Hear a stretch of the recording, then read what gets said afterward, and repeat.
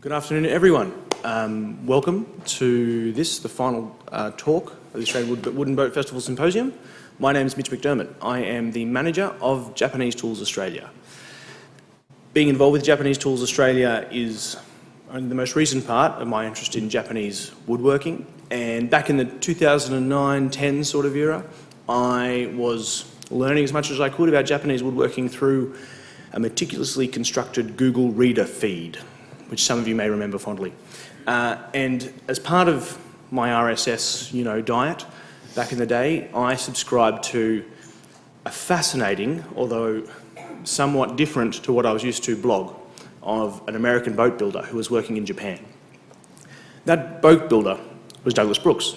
And so I've been aware of Douglas's work for over 10 years now. But at the moment, Douglas now has a 30-year career, travelling back and forth to Japan. He's based mostly in the United States. And Douglas's work involves apprenticing with boat builders in Japan who do not have apprentices to pass their knowledge on to. As you will learn in much greater detail and more interest than I can provide,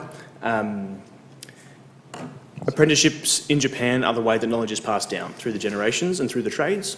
And so in modern Japanese boat building, there are now very few people to take up that craft, take up that trade, and take on the mantle of the knowledge of the boat building. So Douglas has taken it upon himself as part of his work to take on apprenticeships with boat builders. He does this with academic rigour, he does this with cultural sensitivity, and we have just spent 5 days down at the Wooden Boat Centre in Franklin building a traditional Japanese riverboat. You may have seen it here at the festival under Douglas's instruction, and that has been, for me, one of the most rewarding woodworking experiences of my lifetime. I'm not sure quite what else to say to introduce Douglas. After Douglas's talk, he'll run you through some very interesting information that I'm really looking forward to seeing as well. After the talk, we'll have a question and answer session as well, and there'll be plenty of stuff that his presentation will pique your interest on. So please welcome Douglas Brooks. Thank you. Thank you very much. And my thanks to Japanese Tools Australia for bringing me here, to the Australian Wooden Boat Festival, to the amazing hospitality and interest in my work. So briefly, I have done 9 apprenticeships with boat builders from throughout Japan. My major boat building projects are all shown on the map here. I am the sole apprentice for 7 of my 9 teachers. My teachers were all in their 70s and 80s at the time I worked with them. And apprenticeship, the typical boat building apprenticeship in Japan was 6 years. I was with my teachers for the time it took to build a single boat, and in one case 2 boats. So that ranged from 2 weeks to over 7 months. Now, I call myself an apprentice because there was no other word for me in Japanese but deshi, or apprentice. Unlike a traditional apprentice who would have arrived probably as a teenager with no skills, I came into the workshop as an experienced boat builder, a builder of Western-style boats, but I had the skills to use the tools and so on. Interestingly, none of my teachers gave me any credit for the boat building I'd done outside of Japan. So the first tool I used in every apprenticeship was the broom. And I'll reference a little bit as I go through the slideshow of what is it like to learn in the Japanese apprentice system. And it is a very interesting system that turns many, many notions of learning that we are comfortable with or familiar with on its head. So without further ado, we'll get right to it. So I first went to Japan in 1990, first trip. That was at the invitation of my college roommate who was from Hiroshima. And I was given a magazine photo right before I left by a friend in San Francisco. And it showed a woman in a barrel afloat at sea gathering shellfish, and a little caption in one corner. And when I got to my roommate's family home, I asked him, what does that say? And he said, it says Sado Island, I advanced the slide, Sado Island, village of Ogi. And so I went there, and this is the very first picture I took, my first morning on Sado Island. These are called taraibune, which means tub boat. And these are now found only on Sado Island, though this was the center of their use historically. That's a typical Sado Island fishing boat in the background, but this in 1990 was still very much a living tradition. These boats are traditionally used by women, so they were invented amazingly, as they seem very primitive, but in fact they are only first show in registries in the late 1800s. And it was after a massive earthquake in that region, which lifted the sea floor in some places as much as 6 meters. And you can see behind this woman that volcanic shelf that was lifted from the sea bottom. And what that did, it created a perfect environment for seaweed, shellfish, and the catch, but it was too treacherous an environment for a conventional fishing boat. So somewhere along the line, soon after the tugboat is invented, there are a couple of different origin stories that compete with one another. But anyway, they became a way for mom to get out of the kitchen and get in her own boat.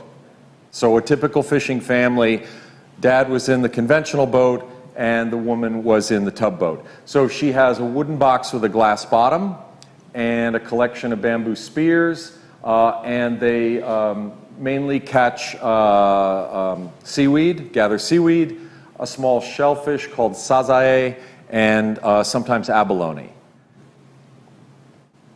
And in one village, the men, and it's men only, typical, they put outboard motors on their tugboats.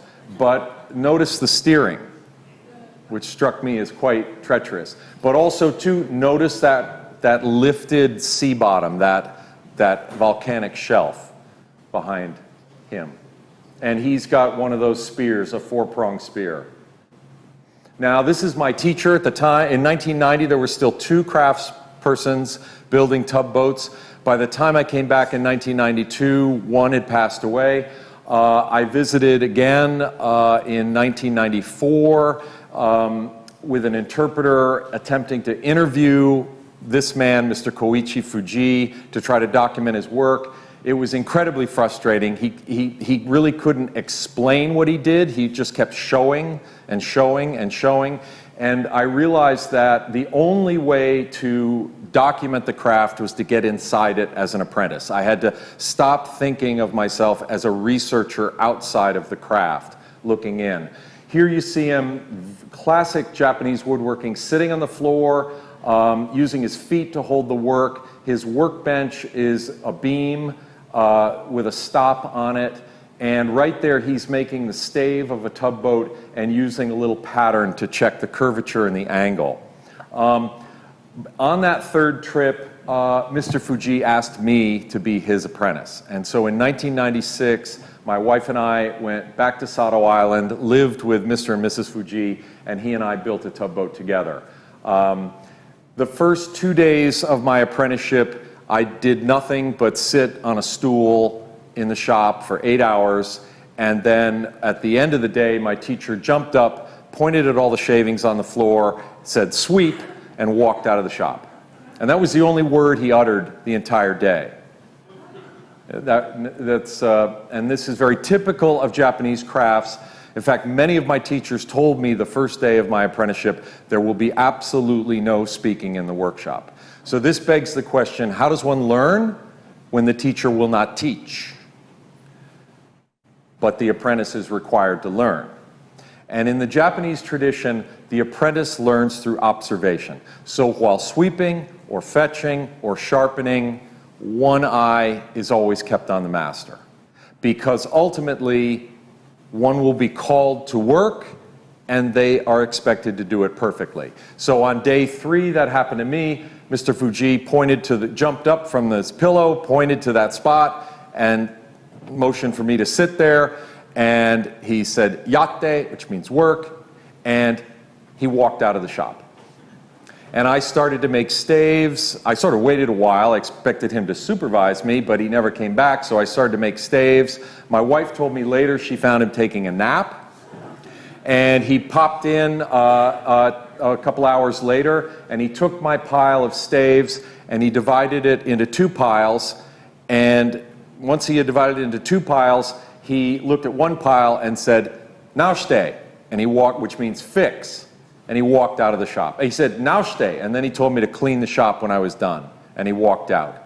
So interestingly, there was an acceptable pile, there was an unacceptable pile. I was expected to fix it, but there was no description of what was wrong with the unacceptable pile.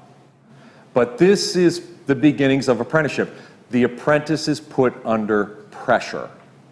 And what I like to tell people is this is very much a values-based learning system, where one is expected to first master obedience, perseverance, concentration, powers of observation, before mastering skills. We're all about giving people skills as fast as possible.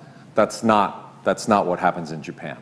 That's why Japan has these very, very long apprenticeships throughout the crafts. So the most complex and most difficult part of building tugboats, which is almost identical to Japanese cooperage, not quite, there are some little important deviations making a barrel a boat. The most difficult part is braiding the bamboo hoops that hold the tugboat together. And first we went into the forest, we cut down 60-foot tall stalks of timber bamboo and split them, this homemade splitter, then split them again, so we got 8 strips from each stalk of bamboo, and then working with lightning speed, Mr. Fuji's holding the draw knife with his foot, he's got another piece of bamboo as a fence, and pulling the strip past the blade as fast as he can, shaping the strip, and then braiding it into hoops. And and my wife was there and can testify to this, he did not slow down for my benefit. And to my great frustration and chagrin, I left this apprenticeship not knowing how to braid these hoops.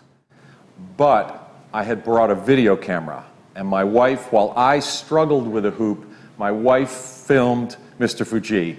And for weeks afterwards, after I returned to the United States, I would plug the videotape in my VCR on my television with plastic strapping, rewind, replay, rewind, replay, rewind, replay, and I eventually figured it out. And in a way, in front of my TV set, I replicated the apprentice experience of watching hoop after hoop after hoop being made. I got it. And that's one of my wife's favorite photos of Mr. Fuji, whom we never saw again. He died in an accident a couple years after my apprenticeship. And that created a crisis. A foundation on the island contacted me, since I was Mr. Fuji's only apprentice, and said, "What shall we do?" And I suggested 2 things. We do the traditional thing, and I teach an apprentice. And here I am with my apprentice, a Sado Island house carpenter, and he and I built 2 tugboats together. And then we do the non-traditional thing and publish my research. So this is my first book, The Tugboats of Sado Island, A Japanese Craftsman's Methods. This made me a small celebrity in the barrel making world because nothing was published. And across Japanese crafts, it's extremely difficult to find anything published on the craft. So there's Taka, my apprentice, and I on the cover of that book, which is in English and Japanese. And I published, this is the first I know of, the first measured drawings of a tugboat. These are my drawings published. And those dimensions, these are my teacher's dimensions and his method for laying out the bottom of the boat and all the dimensions for the boat. And if you don't recognize those values, that's in shaku, the traditional Japanese measuring system. And 1 shaku, it's an easy conversion for me because I use imperial and I don't understand metric. 1 shaku is 11 and 15/16 inches. So 1 shaku is a hair less than a foot. But it is a decimal-based system. Back to you metric cultists. And so the shaku is divided into 10 sun, which are divided into 10 bu, and so on. So that's all in shaku. So this is just a part of my research. I do all the documentation in the same measuring system as my teachers. And there's a reason for that, which I hope I remember to explain. And then, thanks to my wife, we have this step-by-step sketch, left to right, of how to braid the hoops. And this is by far the rarest skill I possess. There might not be more than 24 or 36 people left in Japan that know how to braid the bamboo barrel hoop. The barrel making, especially monumental barrel making, really large-scale barrel making, has almost died out. There's a very interesting group of young Japanese trying to revive it right now. But that's how you braid the hoops. So from there, after learning how to build a barrel, I was very eager to learn how to build a more conventional boat, no offense to tugboats. This photo was taken, amazingly to me, this photo was taken in 1965. This is Main Street, Urayasu. This is about 10 kilometers from downtown Tokyo. 1965, within many of our lifetimes. And when this photo was taken, Urayasu had 1,700 registered fishing boats, all wood. And that region of Tokyo Bay was one of the richest fishing grounds in Japan. By the early 1970s, a series of chemical spills had completely destroyed this fishery. Developers bought the rights to the fishing grounds and began filling them in, and these boats were piled up and burned. So this whole way of life disappeared almost overnight. And if you go to Tokyo Disneyland, you are standing where these boats fished. So, just another example of Japan's meteoric modernization transformation. But in the early 2000s, Urayasu built a brand new folk culture museum. They built a boat shop in the museum, recognizing this culture. And my teacher here on the right was one of the last boat builders still living. And he invited me to be his apprentice for the opening project of the museum. So he and I built a small seaweed boat on exhibition. And so this is his drawing that he used to build these seaweed boats. If there's a boat builder in the house, one of the interesting, see if I can get this pointer to work. No. Okay. So the left side of the upper half of the drawing is the profile of the boat, side view. The bow, the stem there angled away, the sheer, the top edge of the boat, and here's the transom. The lower half of the drawing has the plan view, aerial view of the boat, and shows the bottom. This is very, very typical of a Japanese boat drawing, though probably a minority of Japanese boat builders even use drawings. But the trick here is you can't build a boat from this because essential information is missing. And if you look at my version of this drawing, you will see these two lines. The half breadth of the chine and the sheer, which are missing in my teacher's drawing. Same boat. If you ask a boat builder, as I did the first time I was shown a boat drawing, I said, "You can't build a boat from this." He said, "You're right." I said, "Where's the missing information?" And he said, "Those are my secrets." So secrecy is absolutely embedded in Japanese crafts, not just boat building. And there is a well-known phrase. If you want to hear some amazing stories, find a craftsperson and ask about nusumi gekko. Nusumu is the verb to steal, and gekko means lesson. Stolen lessons. So if your master was not a family member, if your master was not your father or your mother, you weren't taught everything. And so the final step in your apprenticeship was to steal your master's secrets. And that was true for about half my teachers. And they all told stories about what they did to get the missing information.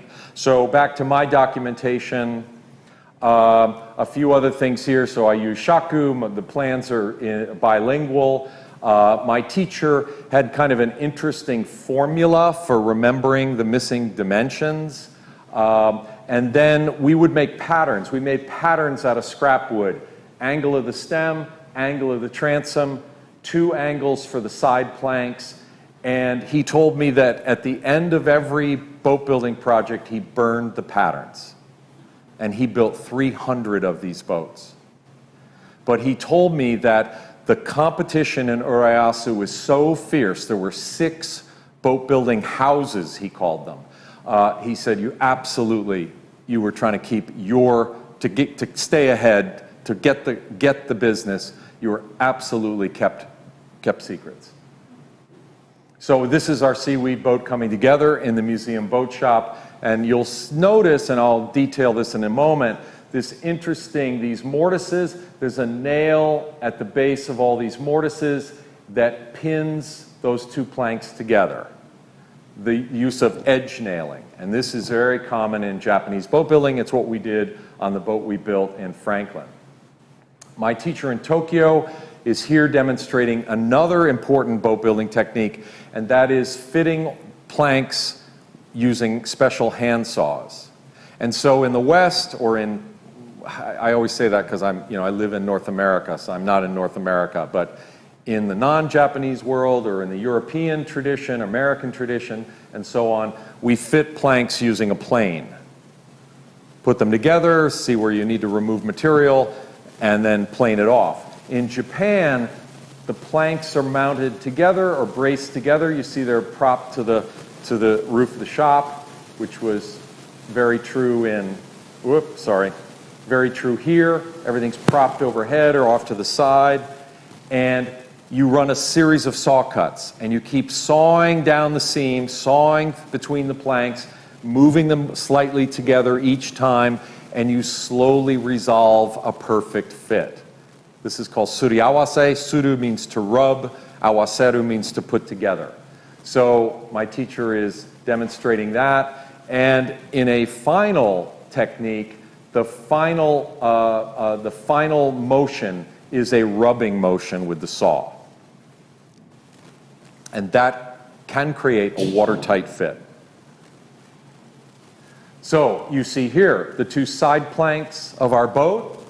You see all the seams. And so that side plank is assembled of 3 pieces of wood. All of those seams are fit using hand saws and then edge nailed together. You can see the mortises ready to edge nail the parts together. Some of the mortises have yet to be cut. These are the nails. Japanese boat nails are flat steel, blacksmith made. And you can't use a drill to make a hole for those nails, so you use a special set of chisels.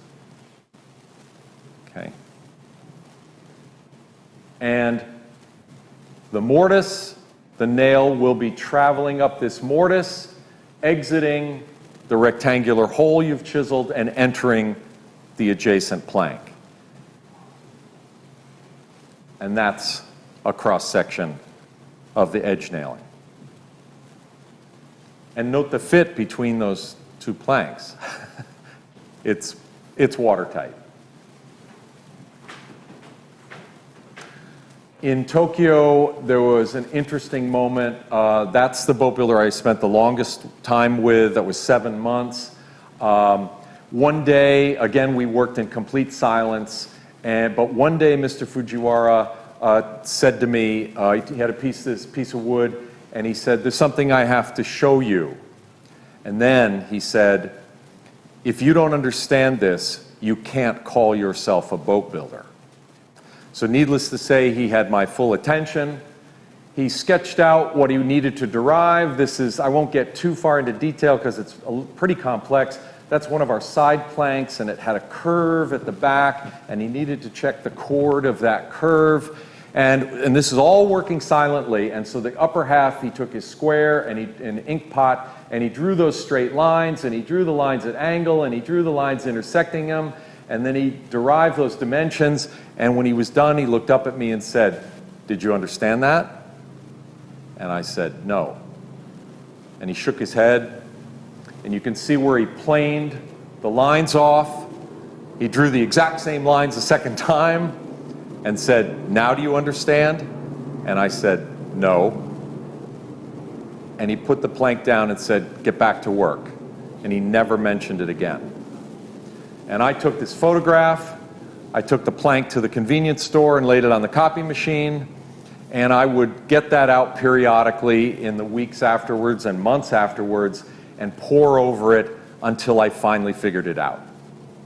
Now, some people might have strong feelings about this relationship, but this again is central to that apprentice learning, that it is not, the teacher has absolutely no responsibility to the student. It is entirely on the student's shoulders to figure out the needed information. And then the impetus is there to push the student. And this is just another example of what that's like, what I've experienced. That's our boat in Tokyo. The foundation, the American foundation that funded this project, donated that boat to a nonprofit in Tokyo that teaches people how to use the traditional sculling oar. So if you go to Tokyo, you can take that boat for a spin. Really, really beautiful vessel. In Okinawa, southernmost part of Japan, is the only example of a revival of wooden boat building in Japan. I hope this kind of thing expands elsewhere.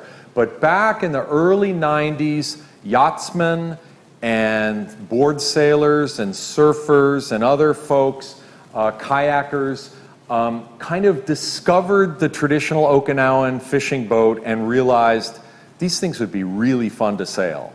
And then they did something that's been done the world over. They turned it into a sport. They said it would be so fun to race these things. And this sparked an incredible revival, renaissance of traditional Okinawan boat building. So in 2009, I apprenticed with, there were only 3 elderly boat builders left in Okinawa at that time, and I apprenticed with one of them, and a Japanese woman apprenticed with another of those builders.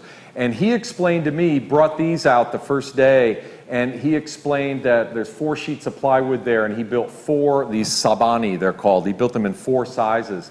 And he said, you know, I built about 100 of those after the war, but by the mid-1960s, I switched to fiberglass because the fishermen just switched to a more modern style of boat. And he said, you know, 30 years went by before these young people came to me and commissioned sabani. And he said, my first thought was, do I still remember all the dimensions? Because he had never used a drawing. And he said, so he took out 4 sheets of plywood for the 4 designs he built, and he wrote down all the dimensions. So by accident, he's the first boat builder I'd met who documented himself.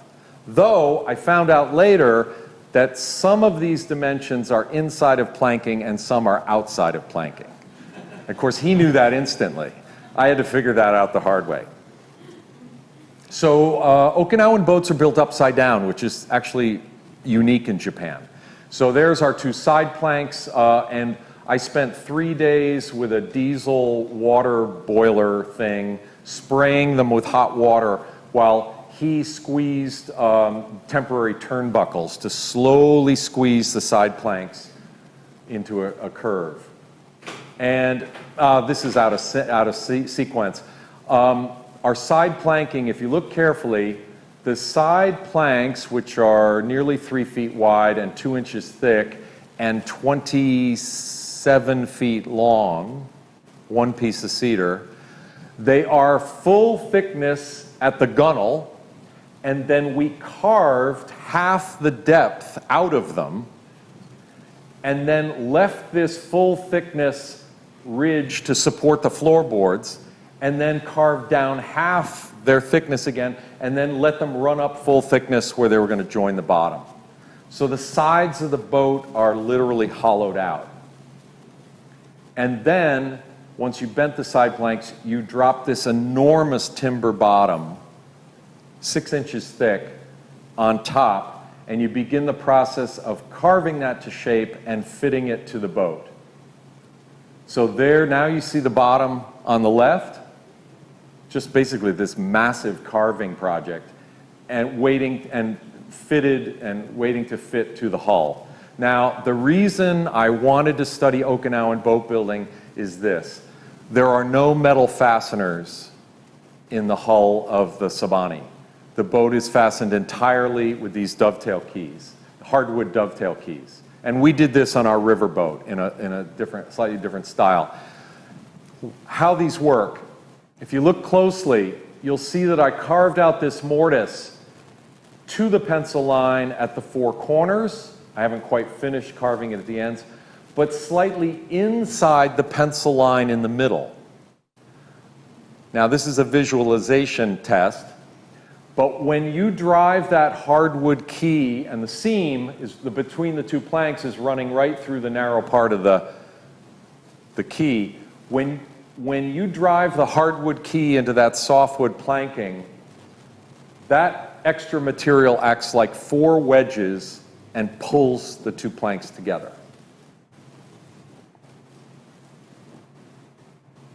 Some people are nodding, they get it. You either get that or you don't. Take my word for it. And that's a plug installed, and there they are. Yeah, it's really extraordinary. And the carved nature of the Sabani is absolutely amazing. They're just floating sculptures. The most frustrating part of that whole apprenticeship was trying to photograph that boat and actually capture its shape. They're just beautiful. That's my teacher sitting off to the right. We worked, first day of my apprenticeship, he said, we work 7 days a week.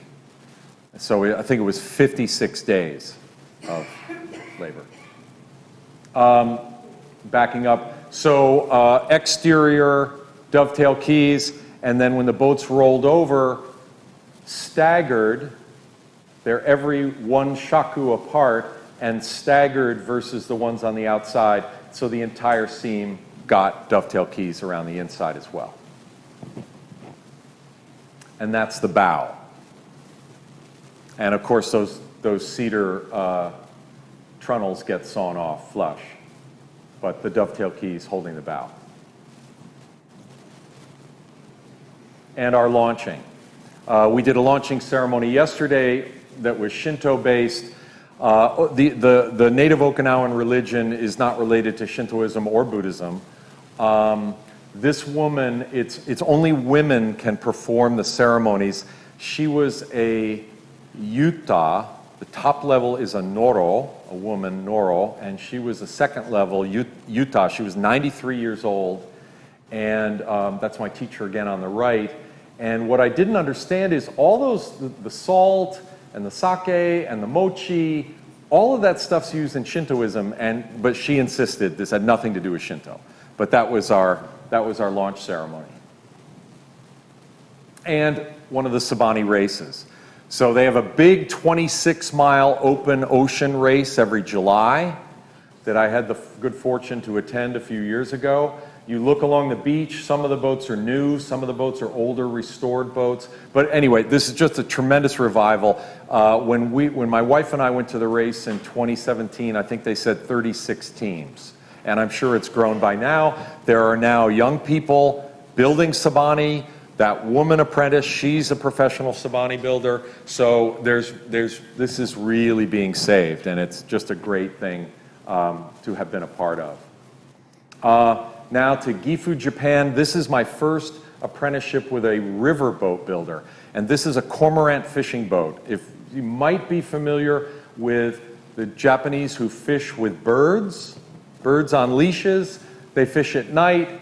You carry a fire basket to attract the fish. You can just make out the silhouette of one of the cormorants. In Gifu, which is the most famous place for this fishing, this has been done for 1,300 years. And it's done now in about 12 places in Japan, all for tourists. Now it's all for tourists. But even after World War II, amazingly, commercial fishermen fished with birds. And then it became simply a tourist thing. The Gifu fishermen are the most famous. About 100,000 spectators come a year to watch for the 6-month season every night to watch 6 hereditary cormorant fishermen work. And you know the drill, the birds, they dive in the water, you pull them aboard and you squeeze the fish out of their gullets. The leash constricts their throats so they can swallow the little fish but not the big fish. So in China, this has been done for nobody knows how long. Little known fact, Marco Polo took this back to Venice, and briefly in Venice, they fished with cormorants. So I'm going to show a video here, another interesting boat building technique. This is my teacher in Gifu, the cormorant fishing boat, and he's going to drive a nail. Bear with me, I think you'll enjoy it, but notice one thing. Right before he puts the nail in, the hole, he licks it. He passes it through his mouth. And he insisted that I lick every single nail in the boat. There were almost 1,000 nails in the boat, and they were all pre-rusted, so they'd have better holding power. And I can tell you 2 things. It doesn't hurt you, and it's tasteless. But just, do we have sound? Uh-oh. And my technical folks, oh, we don't have sound. We gotta have sound. Sorry.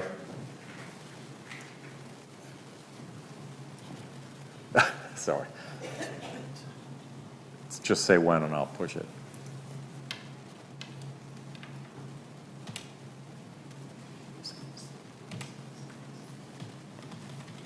Sound is the whole conceit of this video. While we're waiting for that, there's a technique of nailing that about 1/3 of Japanese boat builders practice, and that's what I want you to see in this video. It's a rhythmic, percussive nailing technique. And, oops. Tell me about how nice they are with the birds. Oh, sorry, my wife. Yes, so there has been some animal rights issues around cormorant fishing, and the birds are hatched. The eggs are stolen from sea cormorants because they're a bigger species than river cormorants. And the fishermen, they hatch the eggs, they raise the birds. They told me it takes till about age 6 of training before the birds are ready for prime time. And the birds have a working life of about another 6 years. And at age 12 or so, the birds are retired, and the fishermen keep them until they die a natural death, about age 20, which is far longer than they would have ever lived in the wild. And the rookeries, you can visit these rookeries, they are extraordinary. The birds are kept in a pretty amazing circumstances. And the fishermen look at you and with no irony, no joke, say, the birds are part of my family. And you really do believe it. They're not just saying that for some political benefit. It's really true. So, anything else I can say about that? I'll add this. One of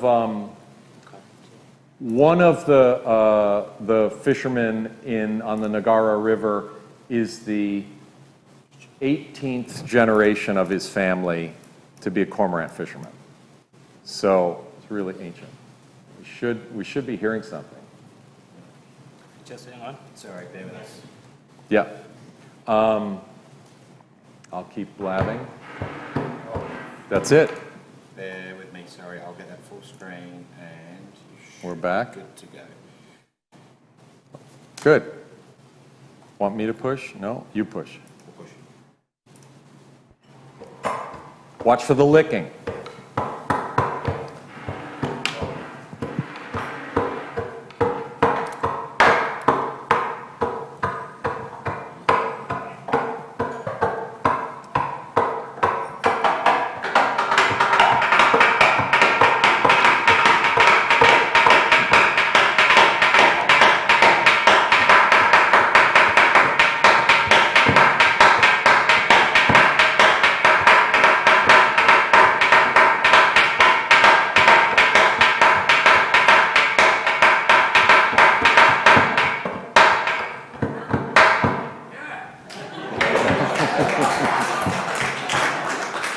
one of my teacher in Urayasu with the seaweed gathering boat, his wife told me that when husband was nailing a boat together, the neighbors would gather to listen. That man, you could take 2 planks and put him on stage at Carnegie Hall. He played music. He played real music. Nasu has got his thing down, but anyway. Interestingly, so a couple of my teachers practiced this, and my other teachers thought this was bunk. They just thought this was stupid. The name, by the way, for the technique is very romantic. Uguisu no tani watari. Uguisu is the bush warbler, and no tani watari means to cross the valley. And a Japanese bush warbler makes more than one nest. And so they're known as these frenetic birds. You hear they're going brr, brr, brr, back and forth to their different nests, and somehow they equate that with this rhythm. But my teachers who did this, one interesting thing they said to me was, you must not copy my rhythm. My rhythm is my signature, and you have to come up with your own rhythm. And they were very adamant about that. But the thinking, the rationale behind it is the hard, soft, soft, soft, hard, soft, soft, hard, whatever your rhythm is. Driving a nail on edge like that, there's a great risk of splitting the planks. And so the belief was you need to drive the nail slowly. And so that was how they believed the best way to do it, play a rhythm. So that's our boat coming together like we did. He used stones, a combination of props and stones to hold the assemblage together. The entire boat, 42 feet long, I planed by hand, inside and out. Every plank was planed before we bent it on the boat.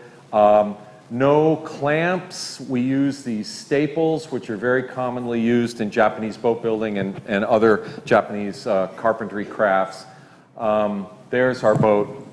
And you see, these are all the edge nails at each of these spots. So 963 nails. We did a count when we were all done. And for the naval architects and boat builders in the room, 42 feet long.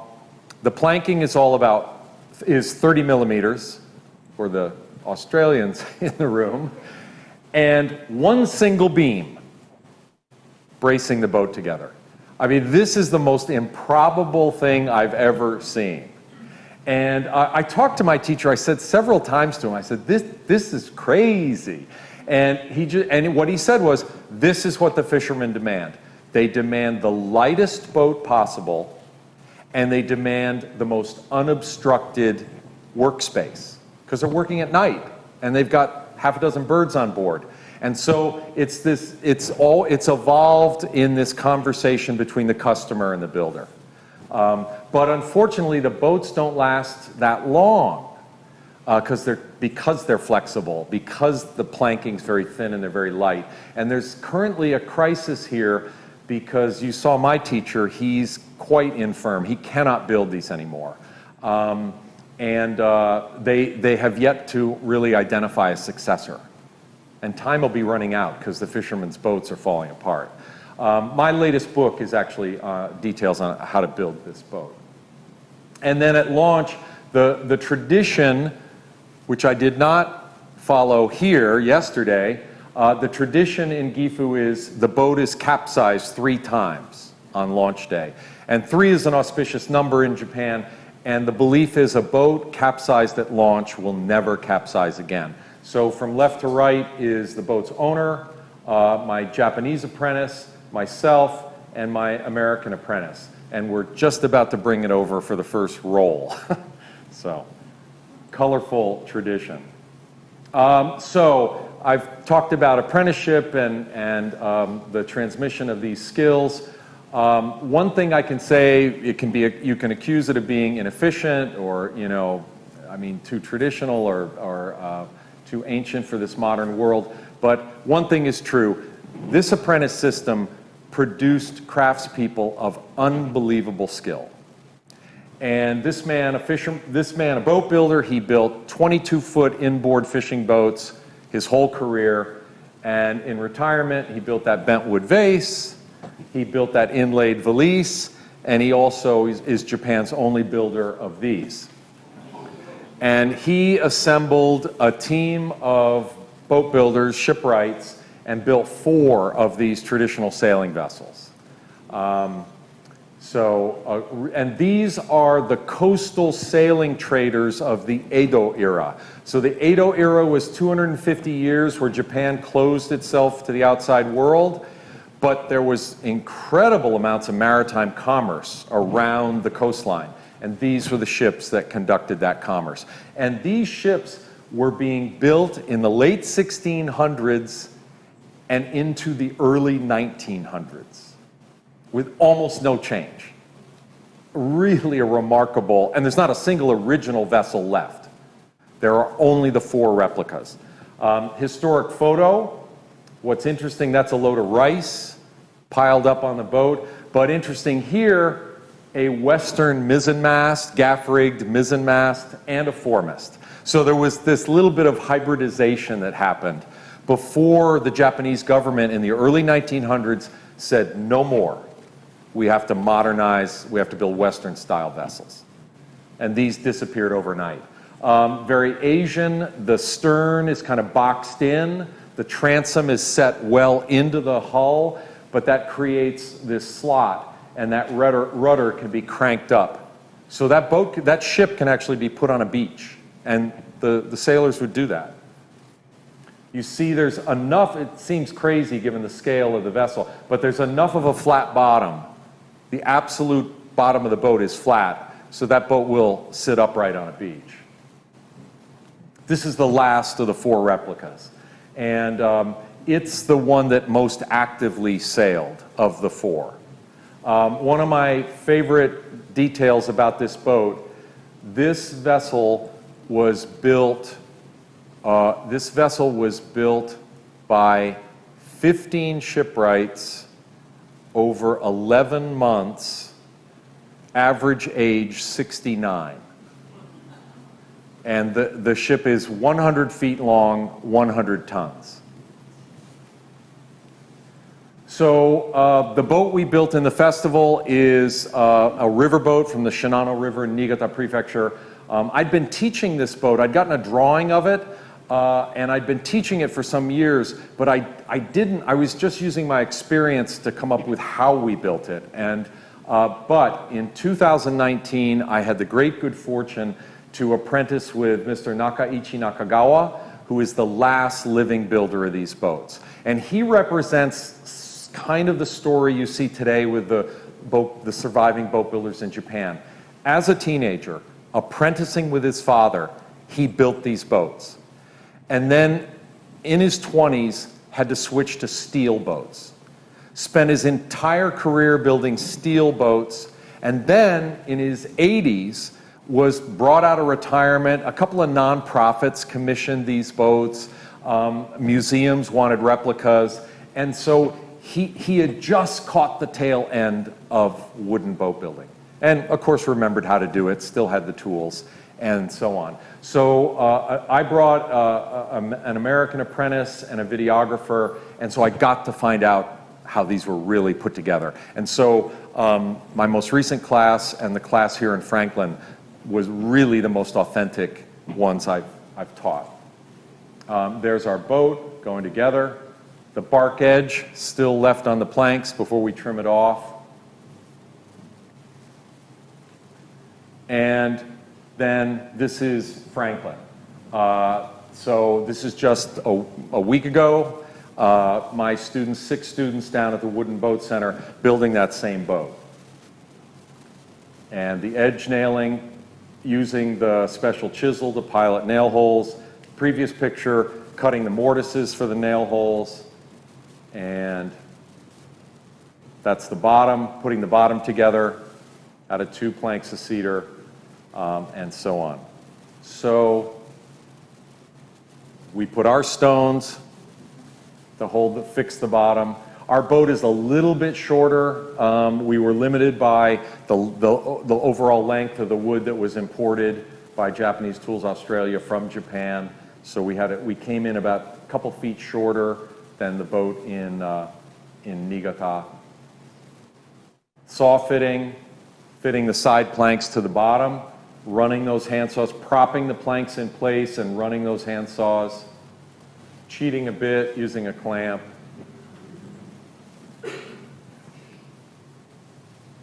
And I will stop there. This is my big book, published in 2016, and it covers my first 5 apprenticeships and a chapter on that shipwright. This book is available from Japanese Tools Australia in Sydney, the only place you can get a signed copy in Oceania. And this is my latest book on building the Cormorant fishing boat. And that is also available from Japanese Tools Australia. So thank you. I will take questions, and I appreciate your... And I think they want to mic people. Do you want to mic people or just have people? Yeah, if you just watch so you can get Okay. questions. Okay. Questions? Oh boy. Questions.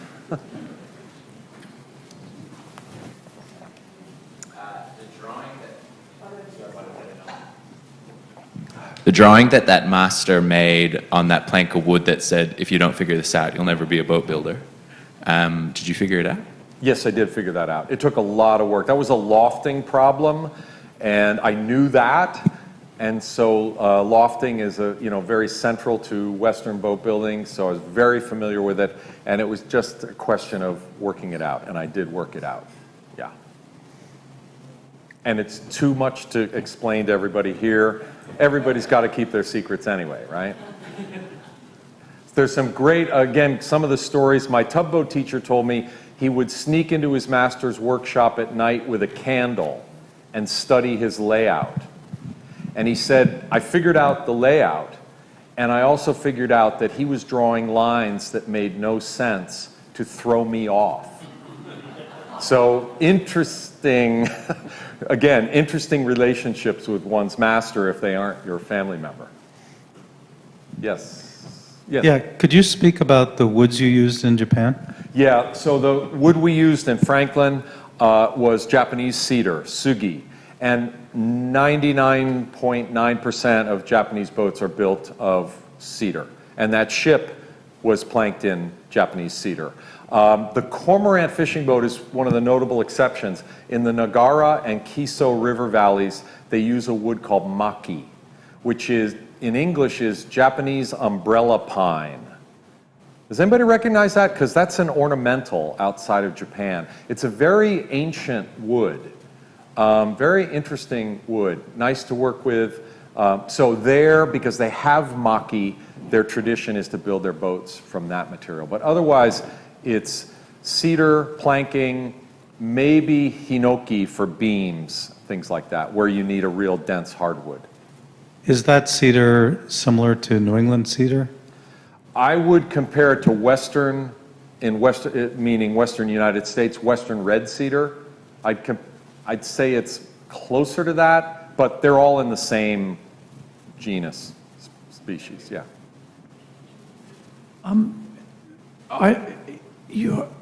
I noticed that you're using really wide planks, and I suppose timber sort of shrinks and expands depending on the humidity, whether it's wet or dry. Right.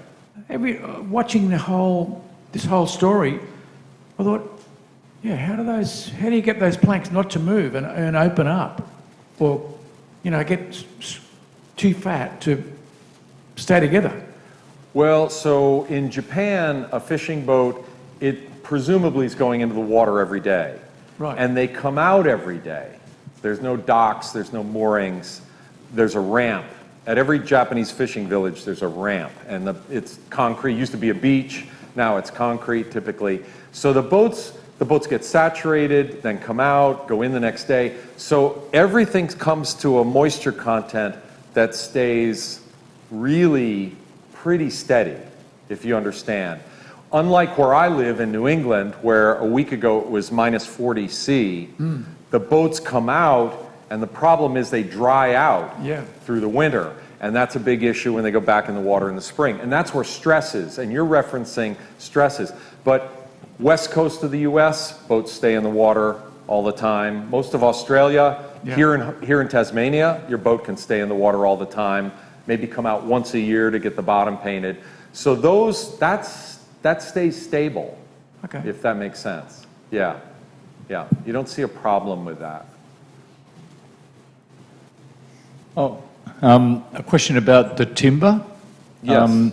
I've read that there's a tradition of forestry in Japan going back hundreds of years when an emperor decided to plant a lot of forests through Japan. Is that something you know of? I don't know the exact story. I know that for some, so the one that comes to mind, the Grand Shrine at Ise, which is rebuilt every 20 years and has been rebuilt every 20 years for 1,200 years. There is a forest. There is like a managed forest because that demands every 20 years this.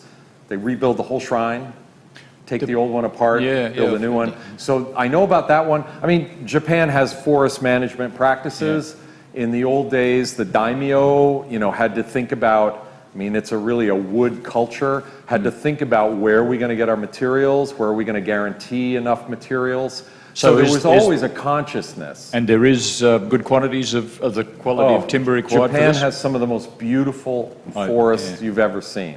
And massive, really good timber. Another question relating to the bamboo used for the tubboats. Right. Do you know what species that was? Yeah, it's, well, the Japanese name is madake. Madake, Yeah, which is Philostachus Bambusoides. bambusoides. Yeah. I build bicycles out of it. Oh, you do? Yeah, well, it's considered the best quality Yeah. bamboo in Japan. Yeah. Yeah. My teacher... I thought it might be, yes. Yeah, my teacher said you had to make the hoops out of madake, and I was at a museum project and they got me mosodake, and my teacher was absolutely right because we couldn't use it. Yeah. And we had to scramble It and didn't find have madake. that density and resilience. Well, it's very dense and thin-walled. Yes, and the thing about madake, so when you're braiding those hoops, you're putting this tremendous tight bend in them. Yeah. And it has a very tiny sulcus, a very tiny ridge. Yep. And other bamboos with a bigger ridge will break. Yeah. They'll break at that section. Well, and there's no difference in strength through the node on Madaka. I've tested it. Oh, okay. And it won't break on that. Okay, It's yeah. amazing. Yeah. Yeah, Cool. Thank you. sure. Yes. You mentioned that traditional measurement that you used, the Yes. shaku. You were going to explain why you continued to use it? Oh, okay, thank you. Reminder from the audience. So a little bit more about that. So shaku, there's actually 2 shaku scales, and if you go to Japan, rural house carpenters still use it. They refuse to use metric. Urban house carpenters build metric homes. There is no such thing as a metric kimono.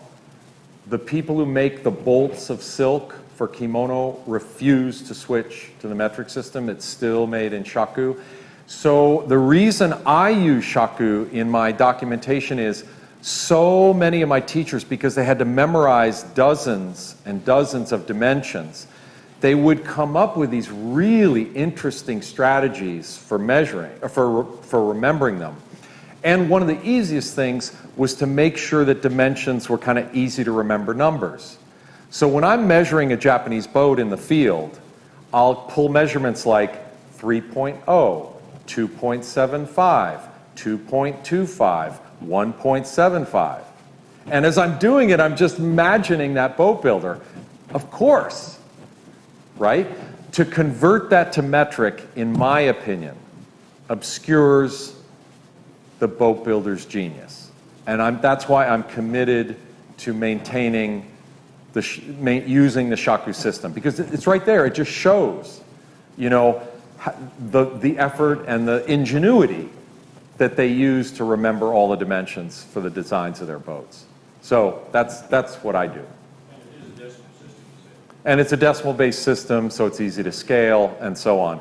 So in Japan, maritime museums, they converted all the metric, and to me, you've lost something. And I'm trying to preserve the design method as much as everything else, because it's so ingenious, yeah, and so refined. Yes. Race to...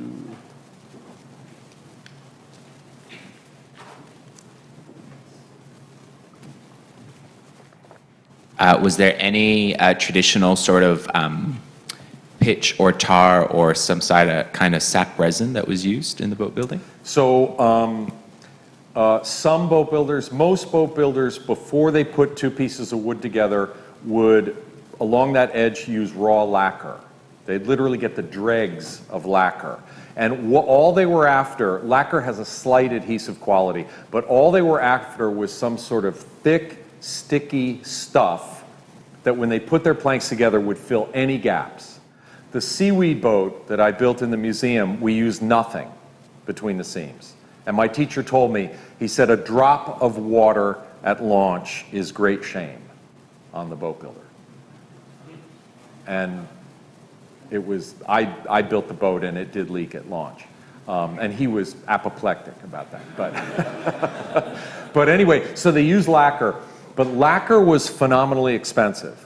One of my teachers told me, and this is hard to believe, we built a 30-foot fishing boat together, and he told me that in the old days, the cost of the lacquer in a fishing boat was more than the wood, which is hard. But lacquer, I do know that true Japanese lacquer, most lacquer artists in Japan are getting their lacquer from China because Japanese lacquer is so expensive. So they would use lacquer. But after World War II and the introduction of waterproof glues from outside Japan, boat builders just ditched lacquer, you know, because a tube of something or a bucket of something was so much cheaper. And so most of my teachers used some kind of glue, one kind of glue or another in the boats, a waterproof glue. Nakaichi Nakagawa, in 2019, building the riverboat, used lacquer. And as my apprentice Nina and I were working with him, he just happened to say, if you get any on you, be sure to wipe it off with camellia oil. And we said, oh, okay. And Nina and I both got little spots of lacquer on our skin. Lacquer is urushi. Has anyone ever heard of urushiol? Urushiol is the poison in poison ivy, poison sumac, poisonous plants. And Nina and I both got poisoned by the lacquer. And she was broken out over her whole body for 3 weeks. I was like arms, chest, and so on. Really powerful skin sensitizer. And Nakagawa was immune because he'd used it. And that's, in Japan, lacquer workers develop an immunity from using the substance, and they believe that they pass it to their immunity to their children. They believe that. Maybe it's true. But Nakagawa was fine, and we were not fine. Anyway, I have no interest in ever using lacquer again. It was horrible. Yes. Where is the seaweed boat? The seaweed boat? Is this the seaweed boat? No, that's a cargo boat in Tokyo. And then the one you can row, that's in Kotoku, eastern Tokyo. And it's a group called Wasen Tomonokai, Friends of Japanese Boats. And if you email me, I have my card. You email, I give people directions to Wasen Tomonokai and all kinds of things in Japan. I do that all the time. Take a card and contact me, and I'll... Yeah. So Fujiwara-san, he was a 4th generation boat builder. And that's a pinwheel.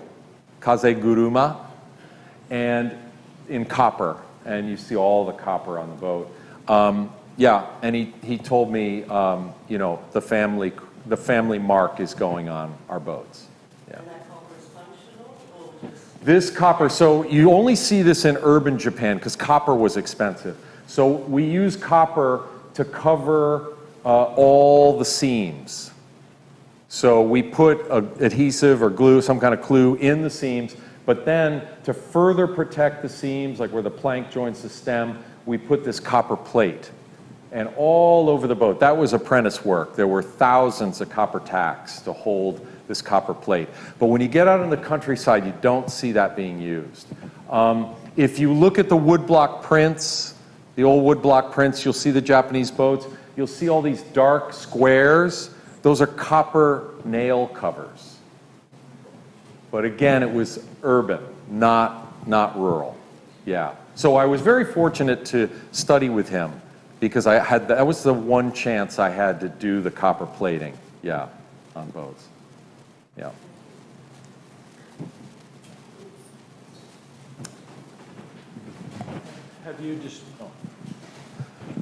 Have you, in your studies of Japanese boat building, have you seen anything resembling the woven bamboo boats of Vietnam? Vietnam? No, so people might be, in Vietnam, and this is still very much a living tradition, they make another little bowl-shaped boat, like the tugboat. No, the Japanese don't do that. So in Vietnam, it's literally a woven basket, then impregnated with tar to make it watertight. Some people probably know the Irish and Welsh coracle, which is a bent wood frame and kind of a bowl, and you cover it with canvas and you tar the canvas. It's really interesting, actually, the bowl-shaped boats from all around the world. On the Tigris and Euphrates, in northern India, the Mandan Indians of the American plains made the bull boat covered with a buffalo hide. In fact, funny story, I have a tugboat in my home in Vermont that I built. And the very first time I launched it on Lake Champlain, I wanted to do it in a place where nobody would see me. and as I was out in the water paddling around the lake, I saw a car pull up on shore, and a guy got out and came to the water's edge. And as I paddled in, I thought, oh, geez, I'm going to have to endure, who knows what kind of ridicule. And as I came to shore, he said, no kidding, and excuse the accent, I can't help myself. He said, "Hi there, I come all the way from Belfast, and what do I find but a coracle?" and he had actually, we corresponded for a while. He'd been part of a nonprofit group teaching people to preserve the building of coracles. But no, Japan did not have a woven basket boat, only barrel type boats. Yes, they do, yes.